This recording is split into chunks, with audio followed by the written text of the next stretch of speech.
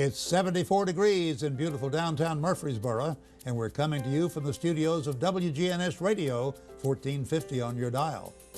Oh, hello, thank you for joining us. It's time for Murfreesboro Storytellers. This month's program features local radio. Our guests are Bart Walker, owner of WGNS Radio, and Ralph Vaughan, a veteran radio man from Warren and DeKalb counties. Stay tuned.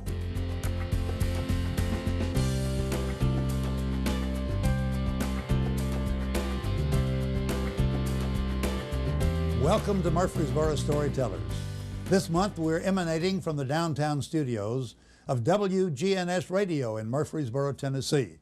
And we have a couple of other radio guys with us to talk about radio here in this community and radio generally. Bart Walker, owner of WGNS Radio. Good to be here, John. Good to have you, Bart. And Ralph Vaughan, late of DeKalb County Radio, as well as other environs along the line. Yeah. Ralph, good to have you. Thank you, John. I'm honored that you asked me to be on the program. Well, our pleasure. We thought it'd be fun to talk about radio, three old radio guys, if you will, and how it's been a part of our lives and hopefully a part of the communities that we're involved in. I think it has been. I think about January 1st, 1947. Bart, why is that date significant? That date is when this radio station came on the air. In fact, it came on the air at 10:45 in the evening the night before, so we could ring in the new year. And so the new year, 1947, started with a new radio station, the first one in Rutherford County, known as the Good Neighbor Station, which is what Cecil Elrod came up with. And Cecil Elrod was the original owner. As a matter of fact, I always understood the story was he tried to get different call letters. This at that time was known as the Dairy Center of the South. So he asked for WCOW. And thankfully, it was not accepted, and it became WGNS Radio. How about your early days in radio, Ralph? Where did that emanate? At your home? Well, it did. In fact, I was 6 years old, John, and I wanted to be a radio broadcaster.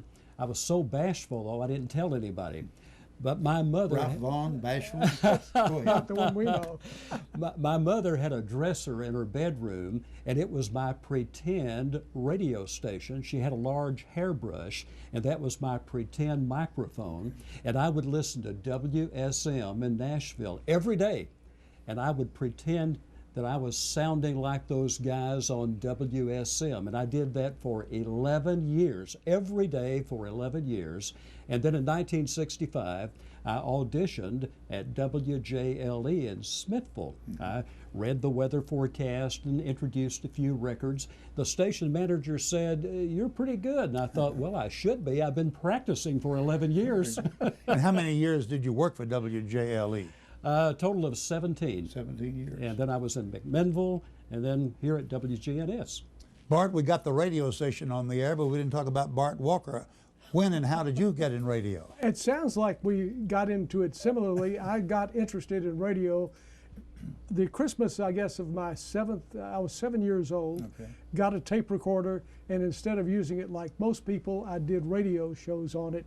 Later on, built a little radio station that went around the neighborhood, and from then just hung around radio and couldn't get it out of my blood, and obviously it stuck because I'm still here. And how long have you owned WGNS? Wow, 30-something years now. Time flies when you're having fun. Absolutely. And in my early recollection, I had a vacant lot next to our home on North Church Street where we had a lot of ball games. So my folks bought me a PA amplifier and speakers and a microphone, and I used to do play-by-play in that field out there and have a lot of fun doing it, and eventually it led to a job at WGNS in 1948. I'm wondering, John, I wonder if the young people of today have the passion that you had, Bart had, and I had. I wonder. About some things, but I'm not sure. Yeah. It's difficult to know. Whole different environment we live in these days. Although I think once they get into broadcasting, it gets a passion. It becomes a passion. It's very infectious, I think. It really gets to you, and it's something you enjoy doing night and day, I'd say. Yeah, and it's like a fraternity, I think, whether you've been in small town radio as I was, and medium-sized radio like Bart is and like you were. We have an affinity. There's a camaraderie that's hard to explain, but it's like a fraternity, I think. There really is. Yeah. Well, when I was in radio, it was small town radio. Back in the early days of WGNS. Bart, what have been some of the exciting things that have happened to you in radio, particularly here at WGNS? Memorable events. Well, I think the most memorable thing was one morning when we were listening to this station and suddenly it went off the air. And we called the station, it was a Sunday morning, and asked the guy, and it was, this always happens when there's somebody brand new. And I said, is the electricity off or what's happened? He said, no, electricity's on. And I said, well, check and see if the light on the tower is on. That way I'd know if the transmitter was getting electricity. And he said, came back, yeah, it's blinking white. And I said, no, our tower blinks red. No, it's blinking white. And I said, this is the one right behind McDonald's. Well, I don't see it. And I knew then that was not a good sign, so we started in, and about the time we got to Jackson Heights, which you usually could see it well, it was not there. So that was probably the most memorable time. The nightmare of a broadcaster is to have the tower fall. Bad weather take it down? We had a storm? We had a tornado at that time, and that's what I thought took it down. The Weather Bureau comes out the next day and analyzes what's wrong, and they said it was a downdraft storm with winds, the inverted winds sort of clipped it. As I recall, that tower was 330 feet tall. You're 327 feet with a 3-foot light on the top. And it still is. And was self-supporting. And it still Yeah, is. it's still the same height the replacement is. We came back with the exact height, and thanks to the city of Murfreesboro. I mean, they were phenomenal. Wonderful. They helped us through that very trying time, and we really had to go through a lot of hoops to get everything approved.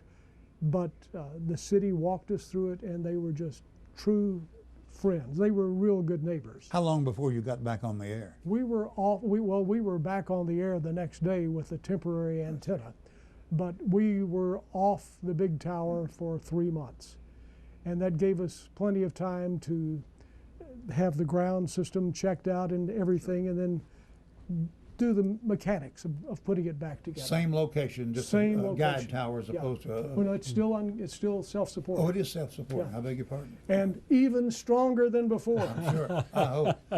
I can't remember his name now, but I remember the guy that used to come around on the circuit every so often and paint the old tower and climb all that 327, 330 feet to do that. He was well worth his money as far as I was concerned. I tell you, that those people, they're like broadcasters. They've become addicted to that job.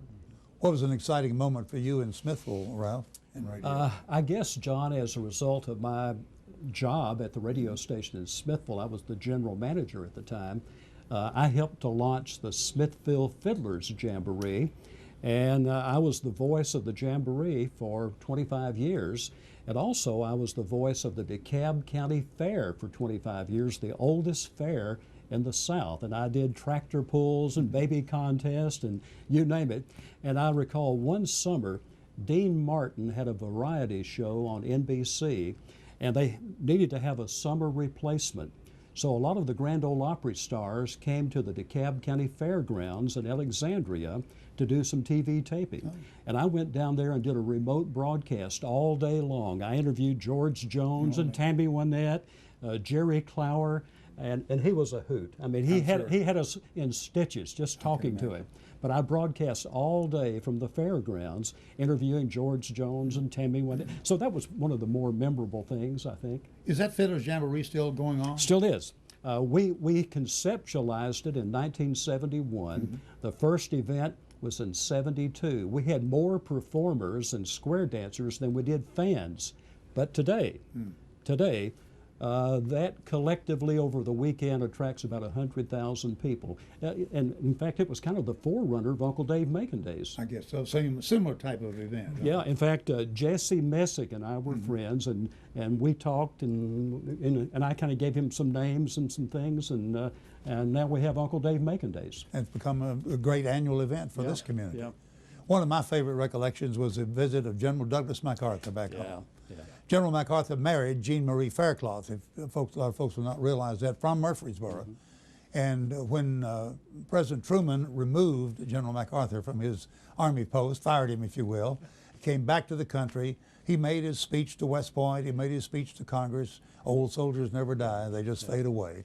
And one of the things he promised to do was bring his wife home, Jean Marie Fairclough. So he brought her home April 30th of 1951, I believe it was. Flew in at Seward Air Base. We had 5 different pickups that day to cover the arrival of General MacArthur here. The publicity was so great about how many people we're going to have in Murfreesboro. I think a lot of people stayed away. We had a tremendous crowd. As a matter of fact, I lived on North Church Street, as I mentioned earlier, but I walked to work that day and didn't drive a car because I felt sure I wouldn't have a place to park. We had a pickup at Smyrna when they arrived. Louis Penuel, the late Louis Penuel, was working for the station. We suspended him over College Street in a guy wire type of arrangement, broadcast as they came under, went down College, went around the public square, down East Main to the James K. Polk Hotel, which is where SunTrust Bank is located now, freshened up there. They bought borrowed an old Rolls Royce from a friend over in Columbia. Mr. Roy Byrne, B-Y-R-N, was the Cadillac Buick dealer.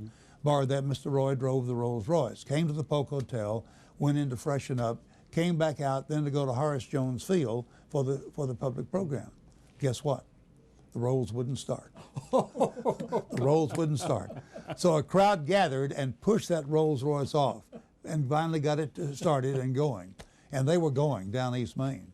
Now, sideline to that, Dr. Homer Pittard was principal of Central High School. The MacArthurs had a young son by the name of Arthur. It was just about high school age. Dr. Pittard said, what if we could get Arthur to come to his mother's hometown and go to high school? So they had a big sign up over what is now Central Middle School saying, "Hi, Arthur." That Rolls was going so fast when they went by Central High School, they would do well to see the building, never mind the sign. Well, anyway, Arthur didn't come back. On to Horace Jones Field, had quite a program. Jennings Jones was mayor at the time. Doc Earthman, Jack Weatherford's son-in-law, father-in-law, Mary Weatherford's father, was the MC.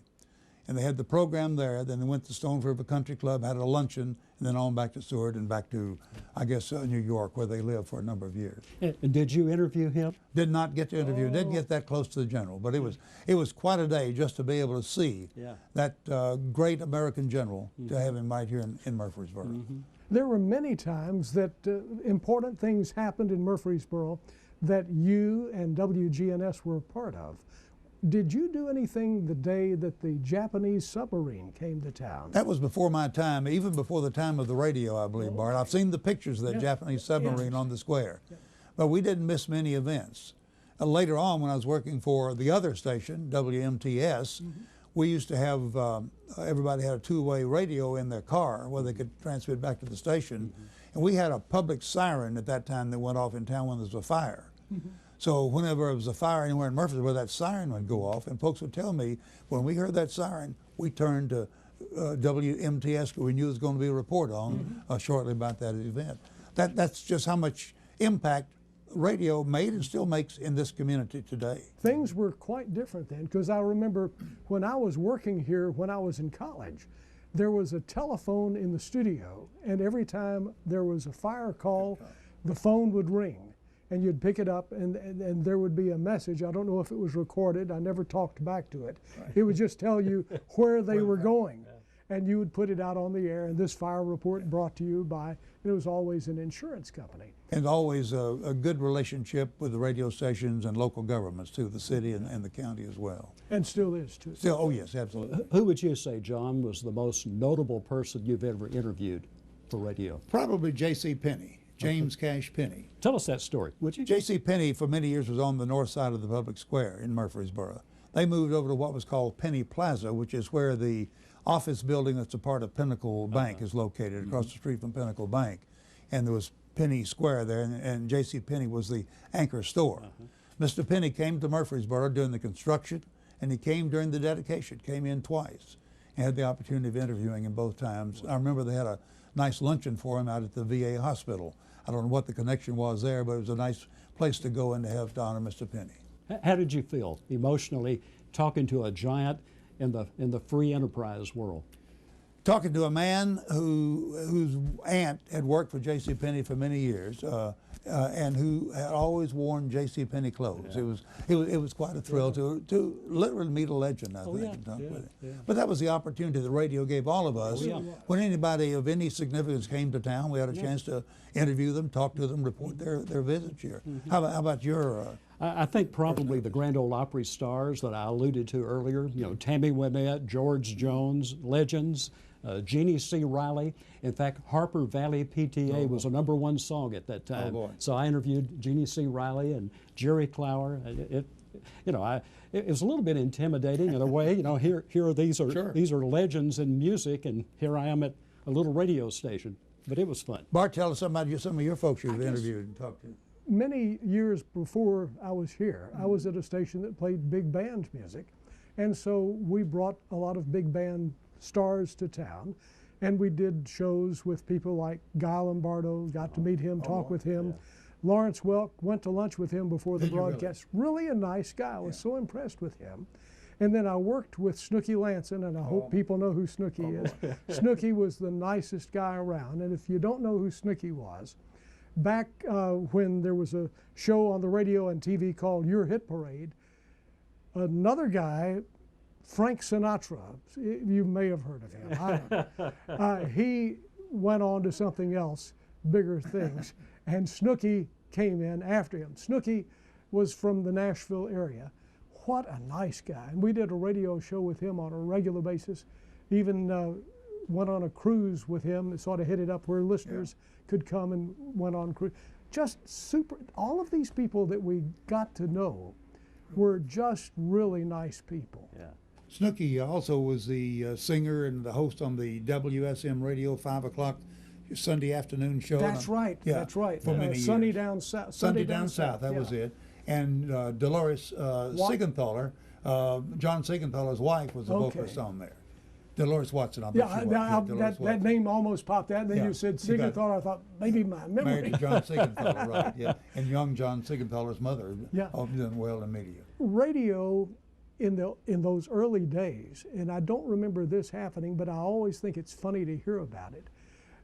The WSM transmitter out in Brentwood has a railroad track that goes through it, right behind the tower. And they would stop everything at a certain time and turn a mic on out there and have the train. Which train was it? I'm trying to remember the name. It was about 5:10 in the afternoon, something like that. And it would be on time. It's 5:10 and the so-and-so train is coming through. And that was a big deal. That 50,000 watt station that covered the southeast, all over the country. And they were listening to that train. Yeah. It makes me wonder, John, of course we're talking about Murfreesboro in particular, but what would any community in Tennessee be without a radio station? Well, same way with the newspaper. Radio and newspaper were very much a part of the community, I think so, yeah. Another event or events that I remember from WGNS early days, when Seward Air Force Base was in its heyday, we had a gentleman who was the public information officer who had worked for one of the major booking agencies in the country before he went into the Air Force. And he had a connection back with a lot of the name bands. He would find an orchestra, Johnny Long, by the way, shanty in old shanty town, that was playing in Chicago, say, on Friday night, and had to be in New Orleans on Sunday night. Well, he would make arrangements to send an Air Force plane to Chicago, pick them up, bring them to Smyrna. If they would play a dance on Saturday night, then they'd fly them on to New Orleans the next day. So he brought in a number of name bands. And we at that time were affiliated with the Liberty Network, remember the Liberty Broadcasting System. So we fed those broadcasts to Liberty and had the opportunity of emceeing those with a number of the major bands that came into Seward Air Base. There was another person who was very much involved in this station and very well thought of, still remembered by so many, and that's Jerry Brown. Oh yes, let's mention Pee Wee, right, yes. Yeah. And whenever I talk about Jerry Brown, people always say, boots, boots, boots. And he did that Hub Store commercial, and we still play it occasionally, and it brings back memories. Jerry's just a super guy. I hope he's doing well. I hope so, and he was with us many years ago when we had a milestone anniversary here, and just as much of a gentleman then as he was back in the early days. Yeah, the owner of Hub Store was Mr. Saul Arbit, later his son Hal, And we used to do those commercials with Mr. Arby himself, and I think he enjoyed doing the commercial more, and he didn't worry about whether anybody heard it or not. but they did, and they sold lots of boots at the Hub store.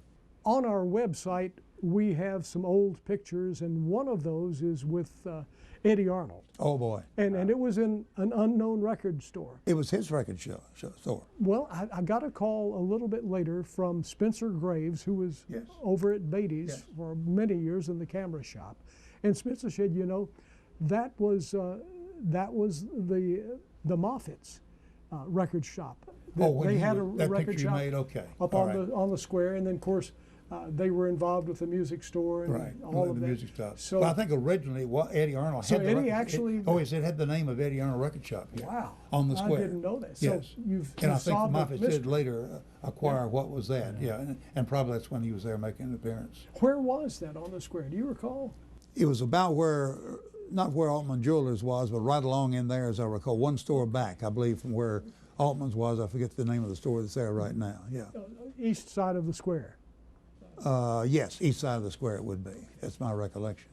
Boy, there's some great memories with this city, and tied into this station, and so many other things too. Cecil Elrod, back to the name of the station, GNS, Good Neighbor Station. I think that was a stroke of genius of starting that. And when we were fortunate enough to get into the ownership of the station, we brought that slogan back because it said everything.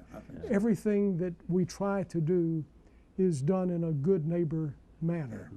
And that's important, no matter what size the community is. Yeah, Cecil had been in Armed Forces Radio in World War II down in South America, as I recall.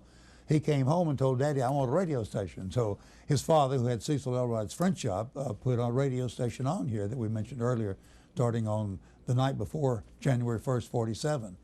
And the original studios were up on the second floor of what was the French shop. I think the guidance center is located in that building now, and that was where the station was for many years until, I guess, Bill Vogel moved it to where it is now, did he not? He did, back in 1960. 1960 to its location, where we are right now. When it was at the French shop up on the square, it had no windows in the studio. That's right. Jeff Jordan was telling me when he was a kid, he heard this DJ on the air talking about the weather and how it was sunny and hot and everything. They went up there, put water all over them, walked in and said, man, the worst storm has just hit this town. And the guy starts talking about how the weather's changed and how the storms are here and it's raining.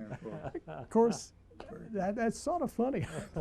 Well, one of the great enjoyable interviews I did was with Randy Wood, who was a graduate of MTSU from up in Morrison, Warren County, Tennessee, went over to Gallatin and put in Randy's record shop and started Dot Records. And at that time, we were playing Western Kentucky in basketball. So the occasion for Randy being there, we had the Hilltoppers, which was a group he recorded, to sing at halftime. So Randy came, we did a lengthy interview on WGNS. Let me see if I can make it. Seymour Spiegelman, Billy Vaughan, Don McGuire, and I can't think of the fourth name. He's one of the Hilltoppers. Billy Vaughan was one of the Hilltoppers? Yeah, he was one of the Hilltoppers, and later he became musical director for Dot Records. And had with Randy. A lot of hits on a lot of hits, right. Yeah. But that was the original four. I'll think of his name when I get out of here, but I used to be able to remember all the names. But they had so many great artists on Dot Records. And Pat Boone certainly was one of them. Yeah. Oh, yeah. Yeah. Now, Bart, when you met Lawrence Welk, was Randy with him? Because No. Lawrence recorded with Randy. The man who was with him was the guy who, Lon Varnell. Oh, my goodness, yes. Who, yes, he did all the promoted him for bookings. many years. Yeah. And he was in town, and we were getting ready to do a broadcast, had a dance up at the War Memorial Building, and got the chance to go to lunch with him, and he gave me his card. I still have that card. Good old champagne music, as a matter of fact. And it was the first card I'd ever seen where it was embossed, and his picture was raised on there. Local radio has been very much a part of the local sports scene over the years, through high school, college sports, and certainly WGNS, as well as your station in Smithville as well. And still an integral part of the local sports scene. People like Monty Hale. Yeah, Monty Hale was just phenomenal. He was here when I was here in the 60s. What a gentleman. Monty loved sports. He loved Murfreesboro. And when his son started doing a show here, I said, "You sound just like your dad." And he said, "I feel at home. I can remember playing here on the floor when I was a Monty kid." was working, But just a great guy. After Monty, we've had people like Jeff Jordan, and Jeff had the same love for youngsters. Chip was here for Chip Walters. for many years before he went over to MTSU. Brian Barrett. Brian grew up here and has done and continues to do a phenomenal job in sports. Let me mention my friend Ray Duffy, who was That was the beginning, wasn't it? It was the beginning of sports on radio. Cecil Elrod went to Washington, to the Capitol Radio Institute, I believe it was, and hired a sports announcer, I believe an engineer, and a copywriter, traffic manager, and brought them back. And this guy was from Massachusetts. He had a New England brogue that you wouldn't believe. And everybody said, how will people understand him? Well, they did right away. They understood him because he got to their heart. And he became one of the most loved people we ever had to do with the station. And he, first time I'd ever heard it, when a basketball went through that net, he used the term swish. And Ray Duffy became known as Swish. And later became Director of Recreation for the city of Murfreesboro. One of my great pleasures to working with Ray Duffy. What a great, we had him on the air during that 50th anniversary. Yes, right. I visited his gravesite down in Attleboro, Massachusetts a few years ago and said my final goodbye to him. Bart, I think it would be appropriate for us to commend you for keeping, for perpetuating the legacy of local radio. I mean, you're doing a great job of, while many stations don't adhere to that anymore, you're still preserving that legacy. Well, it's back to loving what you're doing. And the audience here, the people in this community are so phenomenal. They will share things with you, and from those sharings, you come up with ideas that can make whatever is done better. And you still have Shop and Swap on, do you know? Absolutely. 67 years now. 67 years. Used to be Charles L. Bradley Plumbing, Heating, and Electrical sponsoring. We need to get them back on. Yeah. I'm afraid they've gone the way of all good folks, but some mighty good people, mighty good part of the community. As we wrap up, a final recollection, memory, thought about radio? Well, I guess I would be remiss, John, if I didn't mention that in December of 2010, Bart and I were a part of a group, about 25 of us met in Nashville and conceptualized the idea of the Tennessee Radio Hall of Fame. Wonderful. And our mission is what we're talking about today, preserving and perpetuating the importance, the legacy of what radio means to every community from Mountain City to Memphis. And we're still doing that. So I think that's important. And you have an annual event that honors people, the members that will be inducted into the Hall of Fame. This will be our third induction ceremony, May the 3rd, at the Embassy Suites Hotel in Murfreesboro. Bart, final thought from you about radio and keeping it going in this good old community. I think the thing that will keep radio going, and I think it'll be here from now on out, is just to always be in tune with the times. In the 50s, when TV came along, everybody said, well, radio's dead. Wrong. Top 40 was born. Now, when they're saying, what's going to be next, radio is still in there. We're streaming on the internet. You can pick us up on telephones. You can see us electronically with the printed page on the website. And I think as long as you stay in with today's technology and serve the community in which you're licensed, there is a need for local radio. Well said. As long as you are the good neighbor. Well said. Right. Well said. As we close out, give us a classic station break. WJLE, home of the Center Hill Lake radio station, Smithville, Tennessee. Bart. Thank you for tuning to your good neighbor station, WGNS. And this is WGNS 1450 on your dial. This has been Murfreesboro Storytellers with Ralph Vaughan and Bart Walker. Thank you very much for joining us.